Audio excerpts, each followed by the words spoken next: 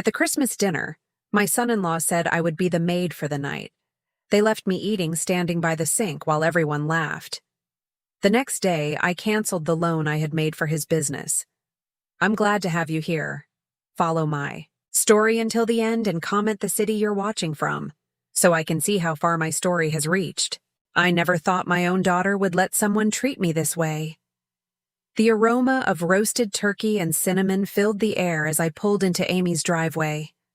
The Christmas lights twinkled against the evening sky, illuminating the two-story suburban home my daughter and her husband Peter had purchased last spring. My arms were laden with carefully wrapped presents and a homemade apple pie, Amy's favorite since childhood. I'd spent the previous night perfecting that pie, just as I'd done every Christmas since she was 5. Some traditions shouldn't change, even when everything else does. As I rang the doorbell, I straightened my forest green dress, the one I'd splurged on at Nordstrom after finalizing the loan paperwork for Peter's struggling construction business.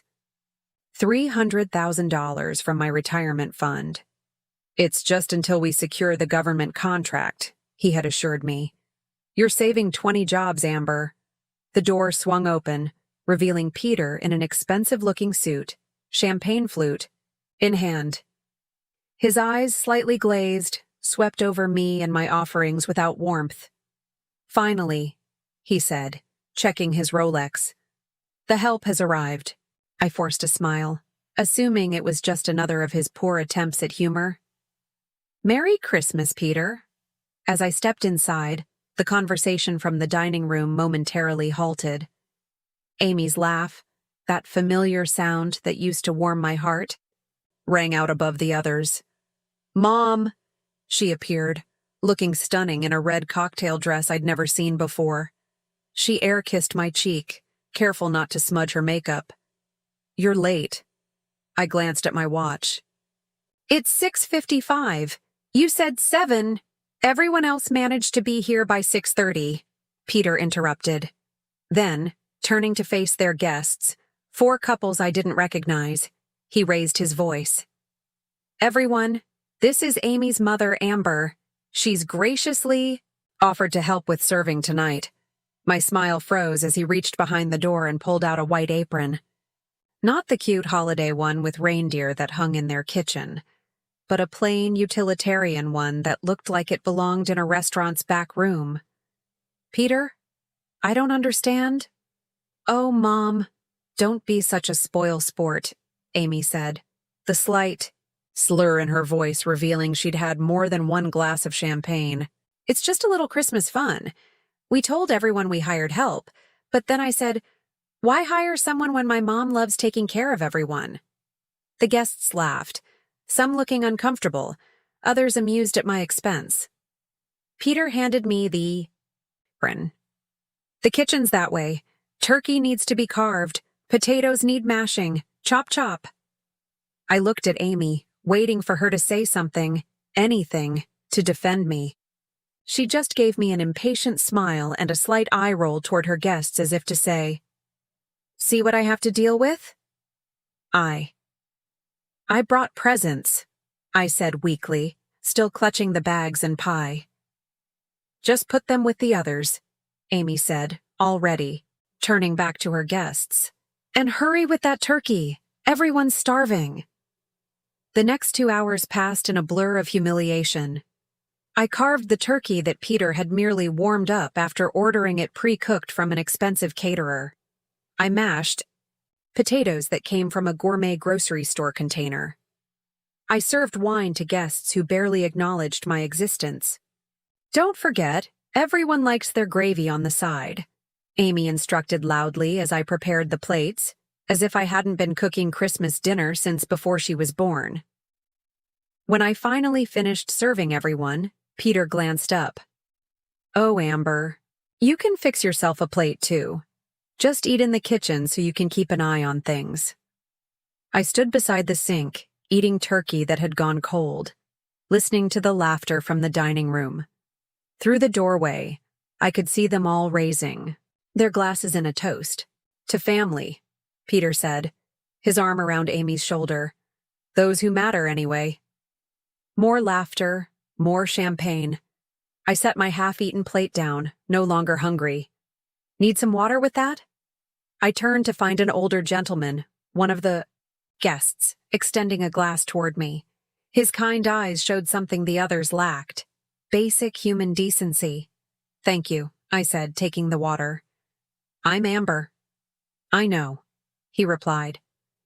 I'm Richard, Peter's new investor, and I have to say, I'm not impressed with how they're treating you. Before I could respond, Peter appeared in the doorway. Richard, we're about to play charades. Amber's fine here. That's what mothers do, right? Take care of everything? As Richard reluctantly rejoined the party, I wiped away a single tear that had escaped despite my best efforts. 57 years old, a successful career behind me, a lifetime of sacrifices for my daughter, and this was what I'd been reduced to, the help. The worst part wasn't the apron, or eating alone by the sink. It was seeing Amy, my sweet Amy, transformed into someone who could laugh while her mother was degraded.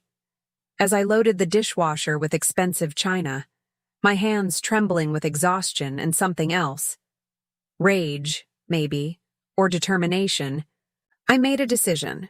Tomorrow I would make a call to my bank, and Peter's loan wouldn't just be canceled, it would be the beginning of something neither of them saw coming. I barely slept that night. Every time I closed my eyes, I saw Amy laughing as Peter handed me that awful apron. The memory stung, worse than any physical pain I'd ever experienced. Morning came with a pale winter sun streaming through my bedroom curtains. I made coffee on autopilot, my mind replaying the events of Christmas dinner like a horror movie I couldn't shut off. The phone rang twice, Amy's number, but I let it go to voicemail.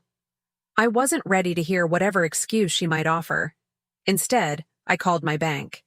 Then my lawyer, Harold, who had helped me manage my finances since Thomas died 8 years ago. Amber? Merry Christmas. Everything all right? Harold's familiar voice carried concern. I need to cancel a loan, I said without preamble.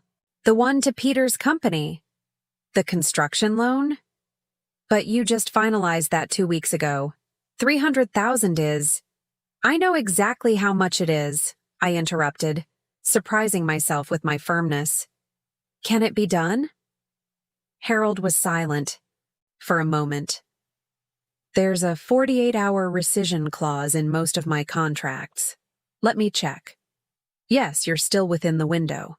But Amber, what happened? I couldn't bring myself to explain the humiliation. Let's just say I've seen Peter's true character. The loan was a mistake. After hanging up, I sat at my kitchen table, staring at my coffee. The house felt too quiet, too empty. On impulse, I opened my laptop and checked my online banking. What I saw made my stomach drop. There had been 3 withdrawals from my investment account in the past week, all to Peter's company. $300,000 for the loan, but also $50,000 and $25,000 in separate transactions. I had authorized the loan, but not these additional withdrawals. My hands trembled as I dialed Harold back. There's more, I said when he answered, explaining what I'd found. That's fraud, Amber, he said gravely. He must have gotten access to your account somehow. Did you ever give him your passwords? Sign any other papers? No, but... I paused, remembering. He helped me set up a new online banking account last month. Said my old one wasn't secure enough. That's how he did it, Harold confirmed. I'm calling the bank's fraud department right now. We'll freeze everything. I thanked him and hung up, a strange calm settling over me. Then my doorbell rang. Rose, my neighbor of 15 years, stood on my porch with a plate of Christmas cookies and concern etched on her kind face. You didn't answer my texts, she said, following me inside. How was dinner at Amy's? I hadn't planned to tell anyone, but as soon as Rose sat down at my kitchen table, the whole story spilled out. the apron being forced to serve, eating alone by the sink while everyone laughed. That little. Rose didn't finish the sentence, but her expression darkened. And Amy just let it happen? She encouraged it, I said, the admission making my voice crack. She's changed so much since marrying him. Sometimes I barely recognize her. Rose reached across the table and squeezed my hand. This isn't the first time, is it? The question unlocked something in me, a realization that had been building for months. No, I admitted. It started with small things after they got engaged. Peter would make little jokes at my expense and Amy would laugh.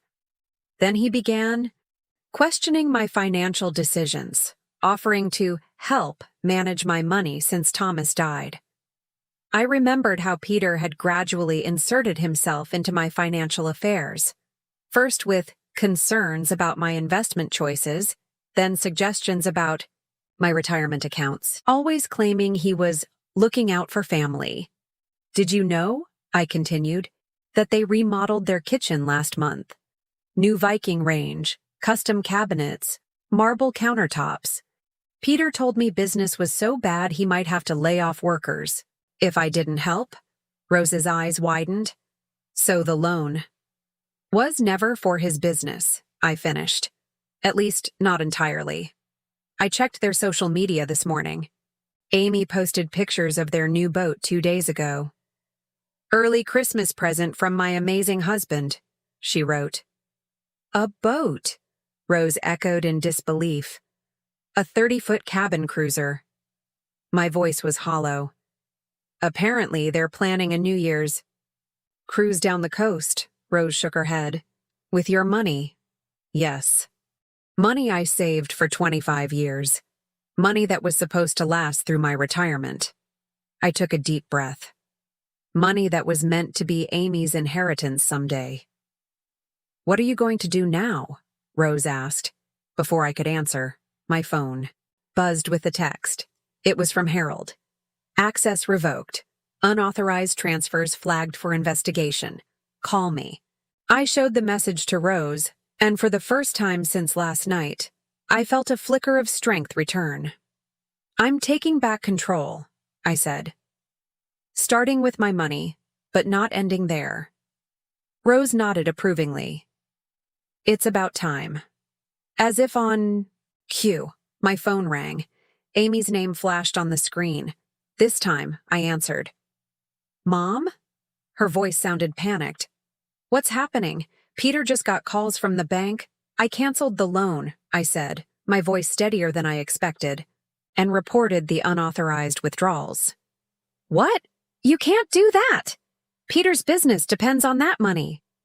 Does his business also depend on a new boat? I asked quietly. The line went silent for a moment. Then, that's different. It was a business. Investment for client entertainment. And the kitchen remodel? Was that for client entertainment too? I don't understand why you're being like this, Amy said, her voice hardening. After everything we've done for you. What exactly have you done for me, Amy? The question wasn't angry, just genuinely curious. Made me serve your dinner guests? Mocked me in my own family? Used me as your personal bank? That's not fair. It was just a joke last night. If you can't take a little teasing, it wasn't teasing. It was cruelty, I interrupted. And it showed me exactly what you and Peter think of me. Amy's voice turned tearful, a tactic I'd seen her use since childhood when confronted with her own behavior. Mom, please. Peter says if the loan falls through, people will lose their jobs. Is that what you want? To hurt innocent people because you're being oversensitive? For a moment, I almost wavered. Then I remembered eating cold turkey by the sink alone, while my daughter laughed with her friends. I'll tell you what, Amy, I said, my resolve strengthening.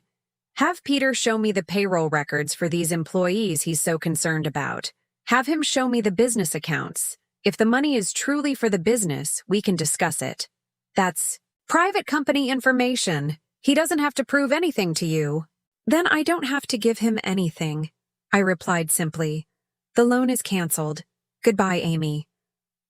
I hung up before she could respond, my heart racing but my mind clearer than it had been in months.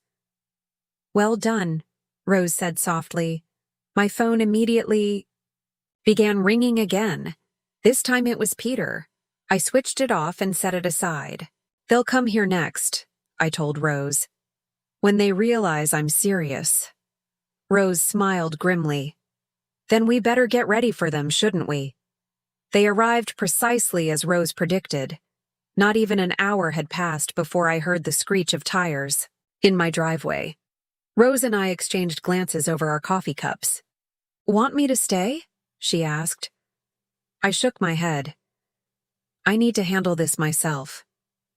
Rose squeezed my hand, gathered her purse, and slipped out the back door just as the doorbell started ringing incessantly. Whoever was pressing it, Amy or Peter, wasn't letting up. I took my time walking to the door, smoothing down my sweater and taking a deep breath. When I opened it, they both stood there, Peter red-faced with anger, Amy looking both frantic and embarrassed. What the hell do you think you're doing? Peter burst out before I could speak. He tried to push past me into the house. I stood my ground, blocking the entrance. I don't recall inviting you in. Amy's eyes widened. I'd never used that tone with her before. Mom, please, she said, her voice dropping to a whisper. The neighbors will hear. Like you cared about my dignity last night? I replied coolly. But fine, come in. Let's talk like adults. Peter stormed into my living room, pacing like a caged animal. You had no right to cancel that loan. We have contracts with suppliers, payroll to meet. I sat down in Thomas's old armchair, the one piece of furniture I couldn't bear to replace after he died. It always made me feel stronger somehow. Funny you should mention contracts, I said calmly. Because I've been reviewing mine with your company. The funds were specifically allocated for outstanding supplier invoices and employee payroll, not personal purchases. What personal purchases? Amy interjected, looking genuinely confused. I turned to her. The boat, Amy, the kitchen remodel, the weekend trips to wine country that you've been posting about.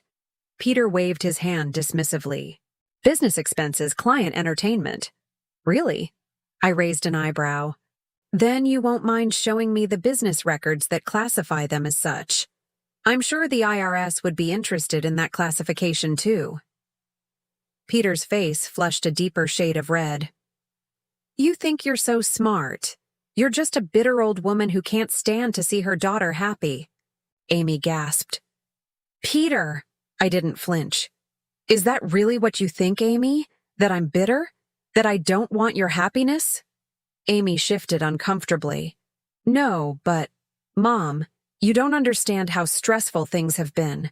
The business is struggling. We needed that loan. Then why the boat? Why the remodel? I asked softly. Because appearances matter in my business, Peter shouted. No one wants to hire a contractor who looks broke, I nodded slowly. I understand appearances, like how it looked to have your mother-in-law serving your guests while eating by the sink. Amy had the decency to look ashamed. That was just a stupid joke. We'd had a few drinks. It wasn't a joke to me, I cut in. And it made something very clear. You don't respect me, either of you. You see me as nothing more than a checkbook.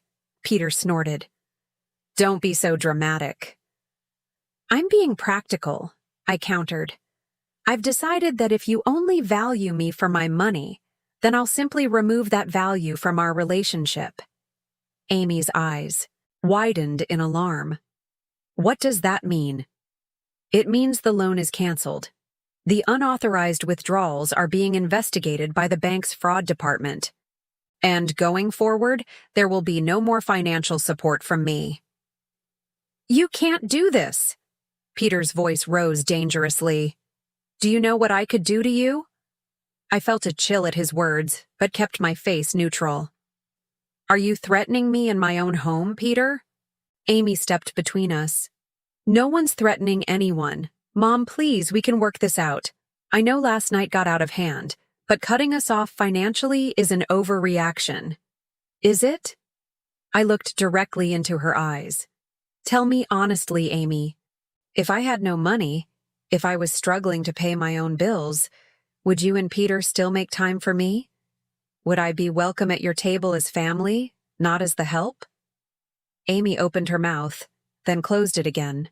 Her silence was answer enough. That's what I thought, I said quietly. Peter grabbed Amy's arm. This is ridiculous. We're leaving. When you come to your senses, give us a call. I stood up. Before you go, I have something for you. I walked to my desk and returned with an envelope, which I handed to Amy. What's this? She asked. The receipt for your wedding, the down payment on your first house, the loans for Peter's business startup, every dollar I've given you over the past 5 years. My voice remained steady. I never kept track before, because that's not what mothers do. But since our relationship has become purely transactional, I thought you should have an accurate accounting. Amy flipped through the pages, her face paling. Mom, I never what? Never realized how much I've given? Or never thought I'd stop? Peter snatched the envelope from Amy's hands and tossed it onto my coffee table. Keep your receipts and your guilt trips. We don't need your money. I smiled faintly. I'm glad to hear that, because you no longer have access to it. When they left, Peter slamming the door hard enough to rattle the windows, I sank back into Thomas's chair, emotionally exhausted but somehow lighter. For the first time in years, I had stood my ground. My phone pinged with a text from Rose. All clear? Yes, I typed back. They're gone. For now, Rose replied, but this isn't over. I knew she was right. This wasn't just about money, it was about power and control. By standing up to them, I had disrupted the dynamic they'd come to depend on. They wouldn't accept that easily. As I made myself a fresh cup of tea, I realized my hands were shaking, not from fear, but from a strange excitement. For too long, I'd allowed my desire to stay connected to Amy override my own self-respect. I'd become a silent partner in my own diminishment. No more. Whatever happened next, I would face it on my terms. I glanced at the family photo on my mantle, Amy's college graduation, the 3 of us smiling. Thomas, me, and our beautiful daughter. That family was gone now, transformed by time and choices into something I barely recognized. But perhaps from these ashes, something new could emerge. Something built on genuine respect rather than financial dependence. I could only hope that Amy would eventually see the truth. And if she didn't, well, I would learn to live with that too. The road ahead would be difficult, but for the first time in years, it was truly mine to choose. The next week passed in a strange haze of both peace and anxiety. With each day that my phone didn't ring with Amy's number, I felt both relief and a deepening sadness. The house seemed quieter than usual, my routines hollow without the regular interruptions of her calls asking for advice or money. Harold called on Friday with an update. The bank has frozen the unauthorized withdrawals, he explained. They're building a case, but they need to know if you want to press charges. The question hit me like a physical blow. Charges? You mean criminal charges? Fraud is a crime, Amber, Harold said gently. What Peter did, accessing your accounts without authorization, that's illegal. I closed my eyes, picturing Amy's face if her husband was arrested. No matter how angry I was, I couldn't do that to her. No charges, I decided. But I want the money returned. Harold sighed. Without pressing charges, recovery might be complicated. They could claim you authorized it verbally. Then we'll handle it another way, I said, an idea forming. Can you draft a formal letter outlining the unauthorized withdrawals and demanding repayment? Include that we're willing to negotiate a payment plan instead of pursuing legal action. I can do that, Harold replied. But Amber, these types of people, they rarely respond to reasonable demands. Maybe not, I admitted. But this gives them a chance to do the right thing. One last chance. After hanging up, I wandered through my house, feeling restless. Every corner held memories of Amy. Her school photos on the walls, the chip in the coffee table from when she'd dropped her science project, the height marks penciled on the kitchen door frame. I'd built my life around being her mother. Even after she grew up, married, and moved out, I'd continued organizing my world around her needs and wants. Who was I without that role? The question haunted me as I pulled out photo albums I hadn't looked at in years. There I was before Amy was born, younger, with a confident smile, standing in front of the small accounting firm where I'd worked my way up from receptionist to partner. There was Thomas and me on our honeymoon, hiking through national parks with backpacks and adventurous spirits. When had I lost that woman? When had I become just Amy's mom and nothing else? The doorbell interrupted my thoughts. For a brief, hopeful moment, I thought it might be Amy, coming to apologize or at least talk. Instead, I found Rose on my porch, holding a bottle of wine and a sympathy card. "I know it's not a death," she said as I ushered her in.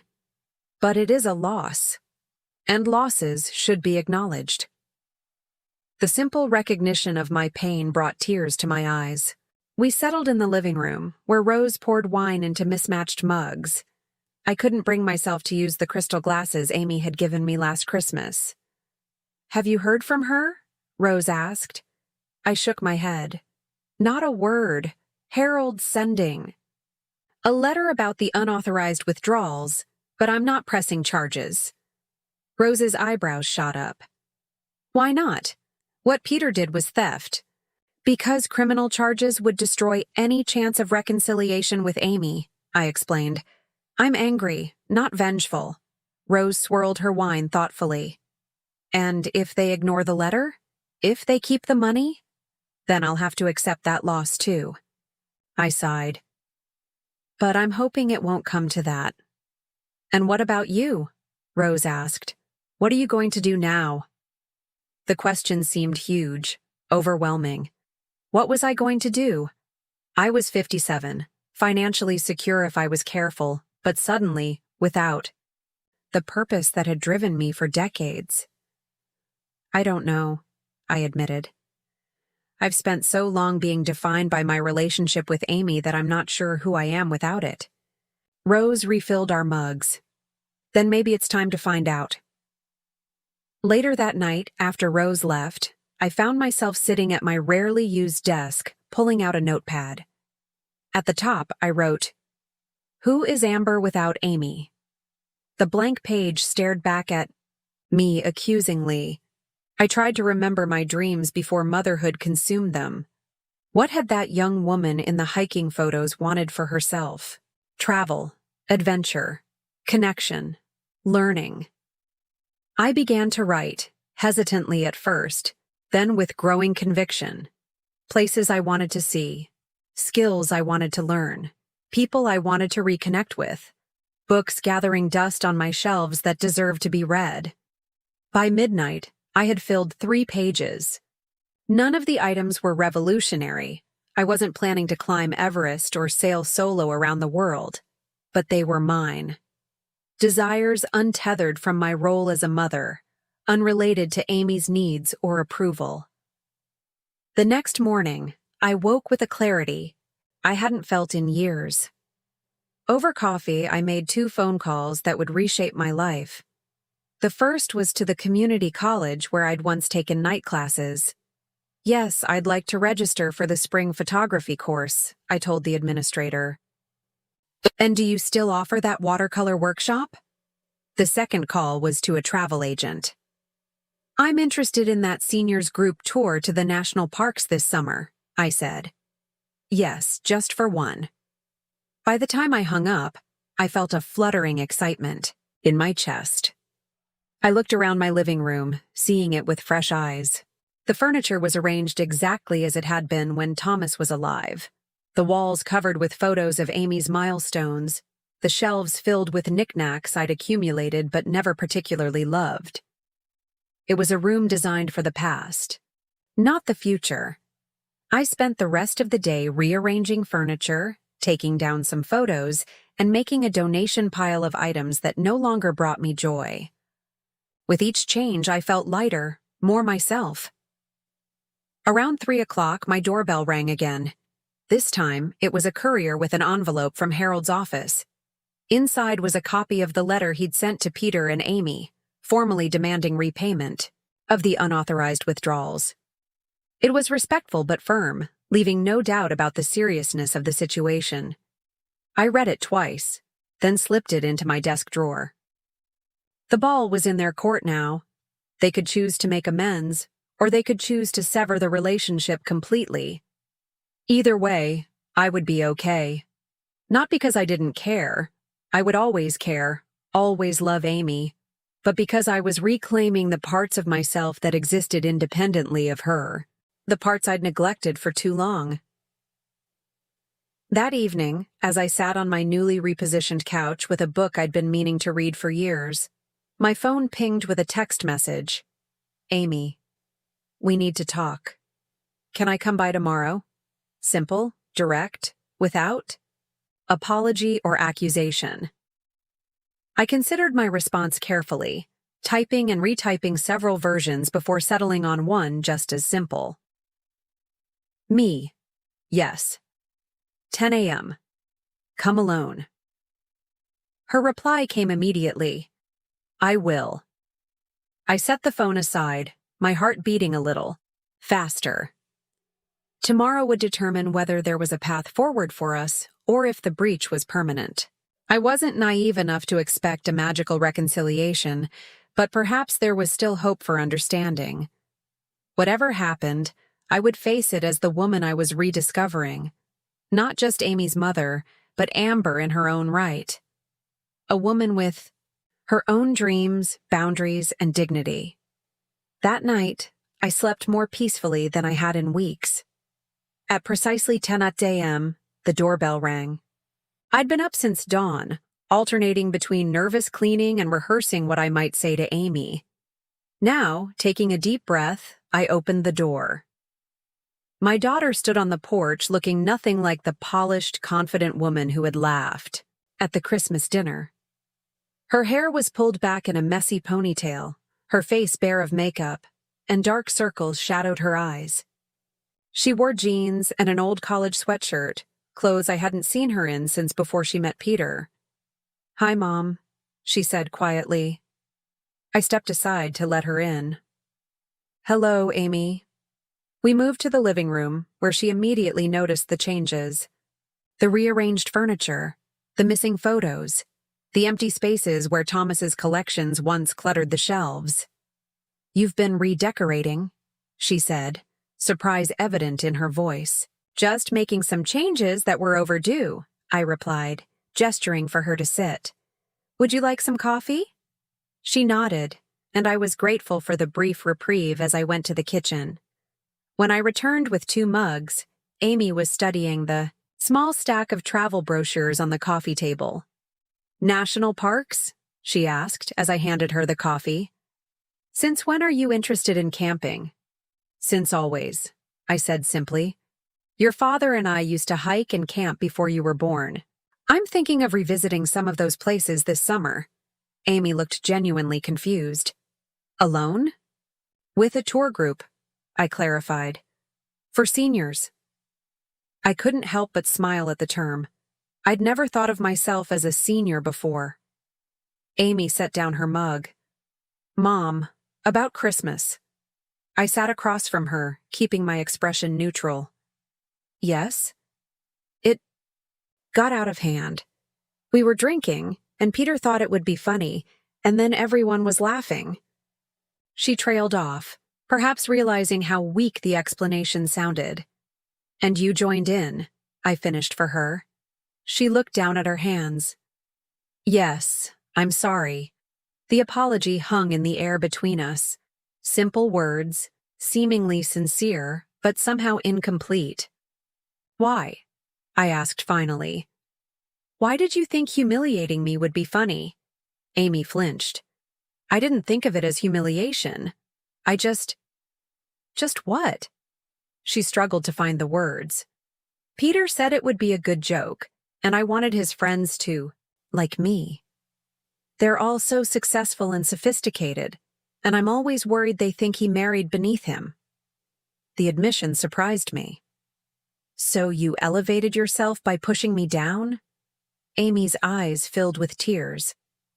When you put it like that, it sounds awful. It was awful, I said, keeping my voice gentle but firm. I spent Christmas night eating cold food alone while listening to my daughter and her husband mock me. Do you have any idea how that felt? A tear slipped down her cheek. I didn't think about how you would feel.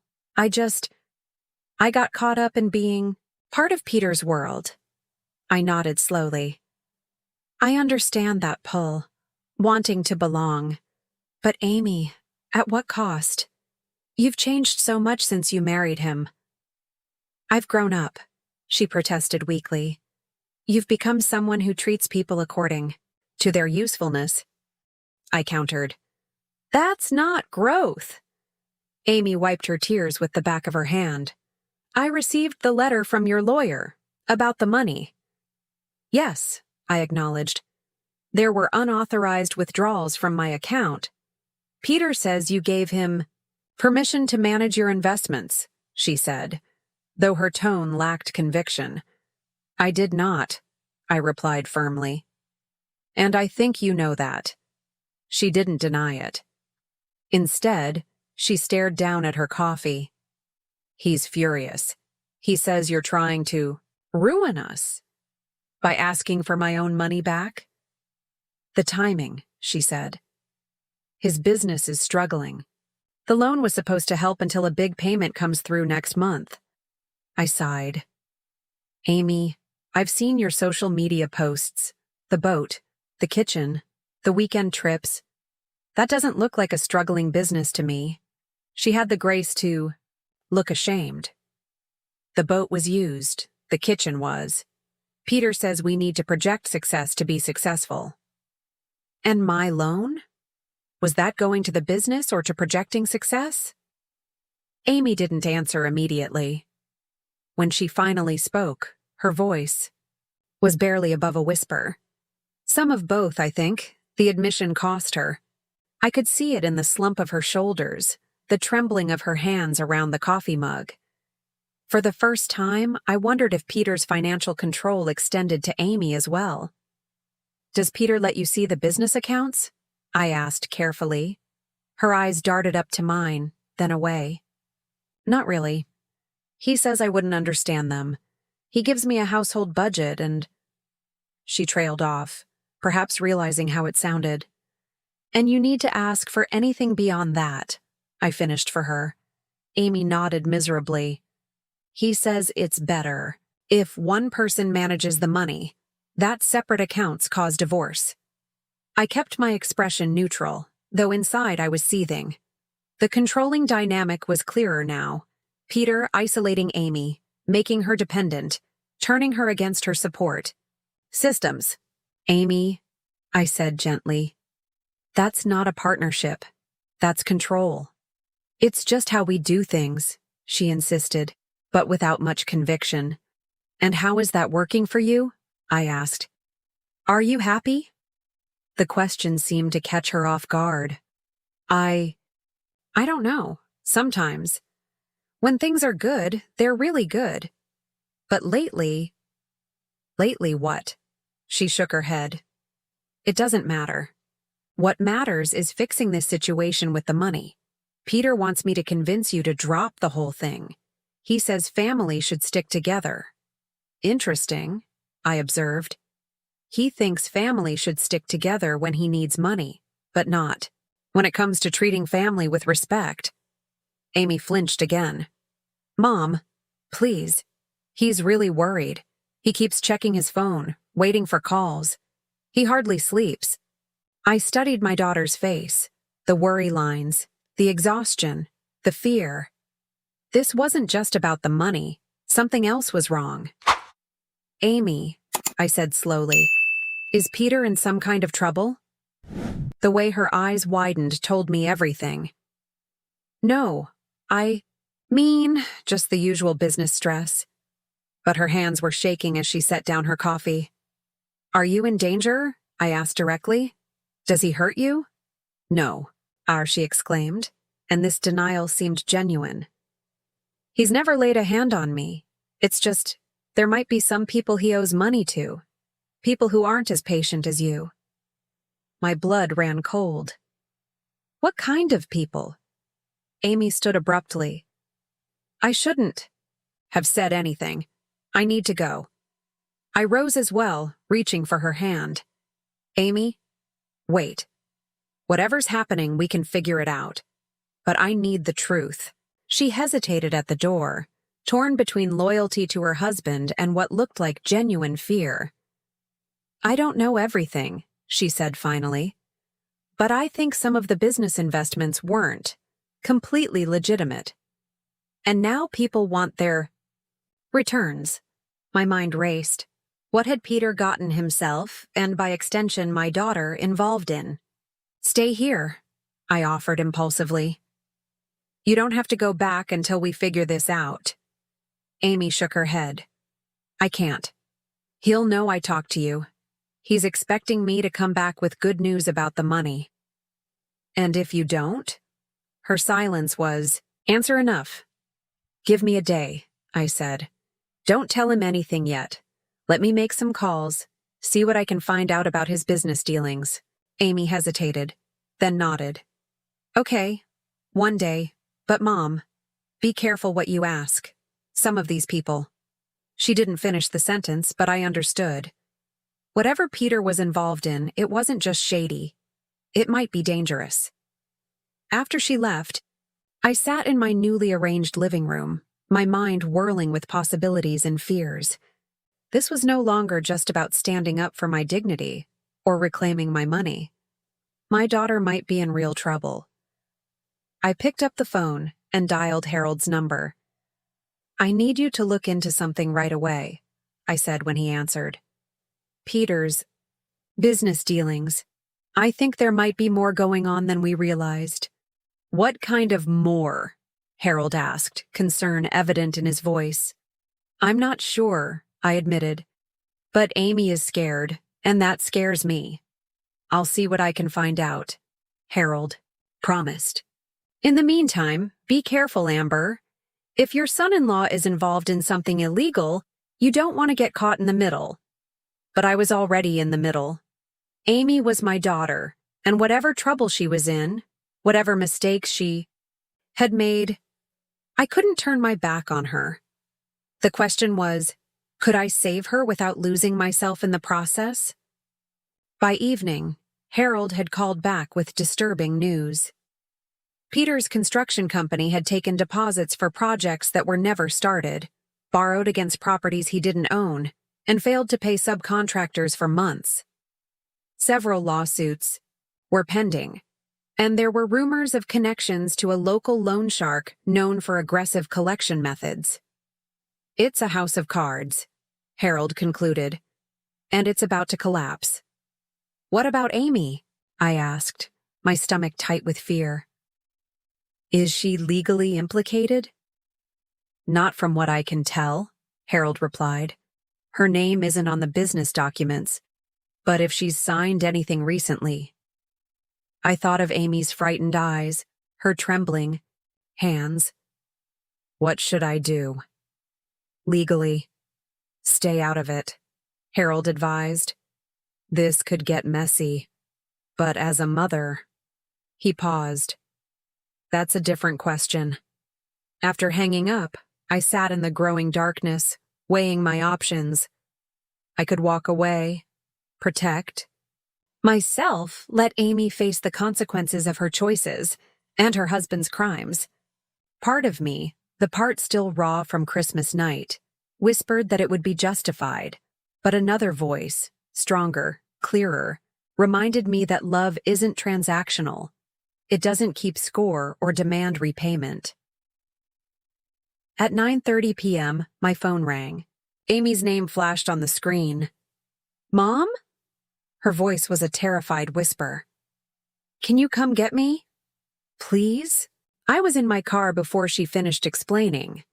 Peter had received a threatening visit from men demanding payment. There had been shouting, then Peter had grabbed his keys and disappeared, leaving Amy alone in the house with instructions to pack essentials. When I pulled into their driveway 20 minutes later, Amy was sitting on the front step with a single suitcase, looking lost and very young. "I didn't know who else to call," she said as she climbed into my car. "You called the right person," I assured her, squeezing her cold hand before pulling away from the curb. The drive home was silent, Amy staring out the window at the passing streetlights, occasionally checking her phone. Peter hadn't called or texted. When we arrived at my house, I settled Amy in her old bedroom, now my craft room but still equipped with a daybed. She sat on the edge of it, looking at the walls now, covered with my watercolor attempts instead of her teenage posters. "You've really changed things," she observed. "I've been rediscovering old parts of myself," I explained, sitting beside her. "And finding new ones." Amy nodded, her gaze falling on a small painting of the lake where we used to vacation when she was a child. "I remember that place. Dad used to take me fishing at dawn. You hated getting up that early," I recalled with a smile. "But I loved being in the boat with him," she said softly. "Just the two of us on the quiet water." The memory hung between us, precious and fragile. "Mom," Amy finally broke the silence, "I've made such a mess of everything." "We all make mistakes," I said gently. She shook her head. "This is more than a mistake. I let Peter isolate me from you. I let him control everything, the money, my time, even how I dressed and acted around his friends." Her voice cracked. "I became someone I don't recognize, someone who would laugh while her mother was humiliated." The painful honesty of her words touched me deeply. "Why?" I asked softly. "Why did you stay when things started changing?" Amy wiped at her tears. "At first it was exciting. Peter was charming, successful, everything I thought I wanted. Then gradually he started criticizing little things. My friends weren't sophisticated enough. My job wasn't ambitious enough. My clothes weren't stylish enough." She took a shuddering breath. "By the time I realized what was happening, I felt trapped. He controlled all our money. My name wasn't on anything except debt. And I was ashamed. Ashamed to admit I'd made such a terrible choice." I wrapped my arm around her shoulders. "Oh, Amy." "The worst part," she continued, "was how he talked about you. Always subtly putting you down, making jokes at your expense, testing to see if I would defend you or join in. And I failed that test. I failed you." Her sobs broke my heart. I held her as she cried, this grown woman who was still, in so many ways, my little girl. "I'm so sorry, Mom," she managed between sobs. "For Christmas, for everything." "I know," I said, stroking her hair. "I know you are." When her tears subsided, I brought her a glass of water and sat beside her again. "Amy, I need to ask you something important. Did you know about Peter's business practices? The fraud?" She shook her head. "Not at first. I knew things weren't going well, but he always had explanations. It was only in the last few months that I started. Finding papers, overhearing phone calls. I confronted him once, and She swallowed hard. "He didn't hit me, but he threw a glass against the wall. After that, I was afraid to ask." Relief washed over me. Amy wasn't complicit in Peter's crimes, just another of his victims. "We'll figure this out," I promised. "For tonight, Just rest." As I turned to leave, Amy caught my hand. "Why are you helping me? After how I treated you, I wouldn't blame you for turning me away." I smiled sadly. "Because I'm your mother. That doesn't change, even when things between us do." In the morning, we called Harold. The news wasn't good. Police were looking for Peter, whose car had been found abandoned at the state line. Several angry investors had come forward, and the district attorney was preparing fraud charges. "What about Amy?"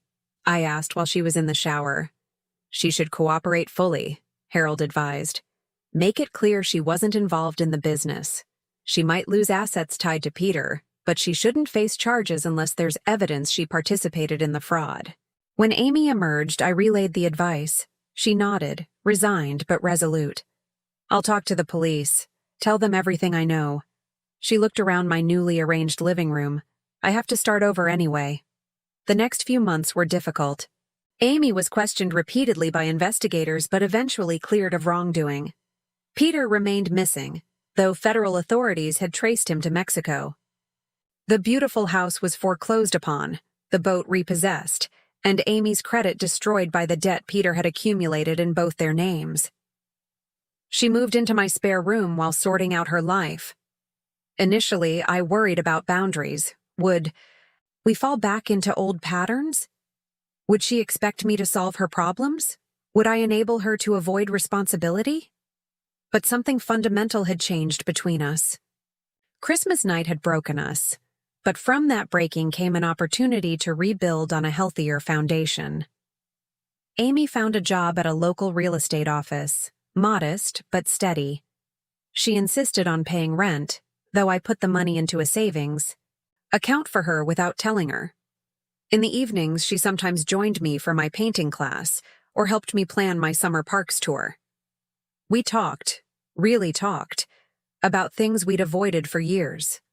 Her childhood, my marriage to Thomas, the pressure she'd felt to live up to impossibly high standards, the loneliness I'd experienced after becoming a widow.